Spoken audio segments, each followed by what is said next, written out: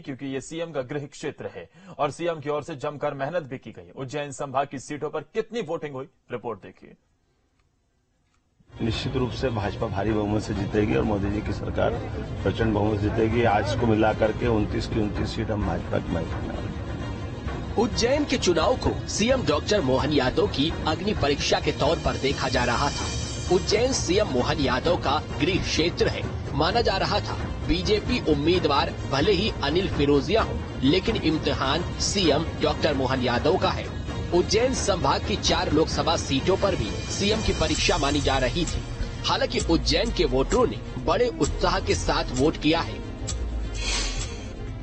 उज्जैन में शाम 5 बजे तक 70.44% वोटिंग दर्ज की गई है। 2019 में 75.43% वोटिंग हुई थी। यानी कि उज्जैन में 2019 जैसी वोटिंग तो नहीं हुई है, लेकिन 70% से भी ज्यादा मतदान दर्ज किया गया। तो उज्जैन संभाग की सभी 4 सीटों पर वोट प्रतिशत देखें तो उज्जैन आलोट लोकसभा में 70.44% वोटिंग, रतलाम झाबुआ लोकसभा में 70.61% वोटिंग, मंदसौर नीमच लोकसभा में 71.76% वोटिंग, देवास शाजापुर लोकसभा सीट में 71.53% वोटिंग। ऐसे में कहा जा सकता है कि सीएम मोहन यादव की मेहनत रंग लाई है और वोटिंग प्रतिशत बढ़ाने में वे कामयाब हुए हैं। उज्जैन संभाग की सभी 4 लोकसभा सीटों पर 70% से भी ज्यादा मतदान दर्ज हुआ है। उज्जैन में सीएम मोहन यादव ने अपने परिवार के साथ वोटिंग की है। वोटिंग से पहले उन्होंने अपने पिता से आशीर्वाद लिया। सुबह राम मंदिर पहुंचे, जहां उन्होंने दर्शन पूजन किया। 81 साल के बुजुर्ग को व्हील चेयर से पोलिंग बूथ तक पहुंचाया। तो सीएम ने आम मतदाताओं की तरह ही लाइन में लगकर अपना वोट किया और जीत का दावा किया।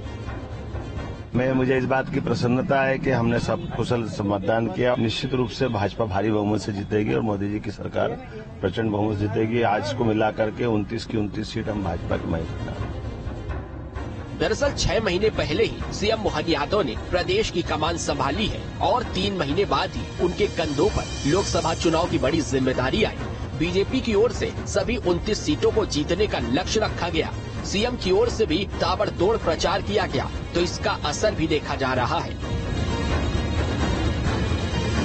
तो प्रदेश की सभी 29 सीटों में बीजेपी कमल खिलाने में कामयाब हो पाएगी। Team news state.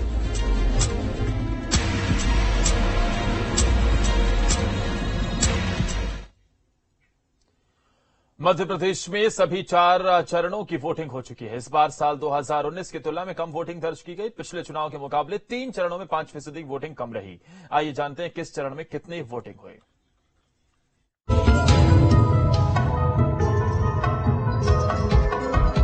Madhya Pradesh में 24 का रण समाप्त हो चुका है। इस बार मध्य प्रदेश के चुनाव के 4 चरणों में 2019 की तुलना में कम वोटिंग दर्ज की गई है। 2019 की तुलना में 5% कम वोटिंग दर्ज हुई है। पहले चरण में 2019 से 7.48% कम वोटिंग हुई। दूसरे चरण में 2019 से 9.05% कम वोटिंग दर्ज हुई। तीसरे चरण में 2019 के बराबर वोटिंग हुई। तीनों चरणों में कुल 64.76% वोटिंग हुई। 2019 में 69.74% वोटिंग हुई थी। इस हिसाब से पहले 3 चरणों में कुल 5% कम वोटिंग दर्ज हुई है। तो वहीं चौथे चरण में भी कम वोटिंग दर्ज की गई है।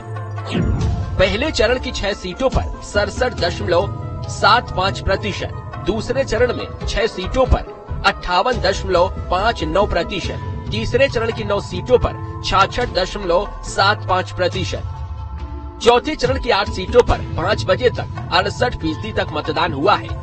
2019 में चौथे चरण की इन 8 सीटों पर 76% मतदान हुआ था। यानी कि चौथे चरण में भी मध्य प्रदेश में वोटिंग 2019 की तुलना में बेहद कम रही है। चुनाव आयोग की ओर से कोशिश की गई थी कि चौथे चरण में वोटिंग प्रतिशत को बढ़ाया जा सके, लेकिन चौथे चरण में वोटरों का उत्साह पहले जैसा नहीं दिखा और वोटिंग प्रतिशत 2019 के बराबर नहीं पहुंच पाई। पहले चरण की सीटों का हाल देखें तो एमपी में पहले चरण में 67.75% वोटिंग हुई थी। बालाघाट में 2024 में 73.1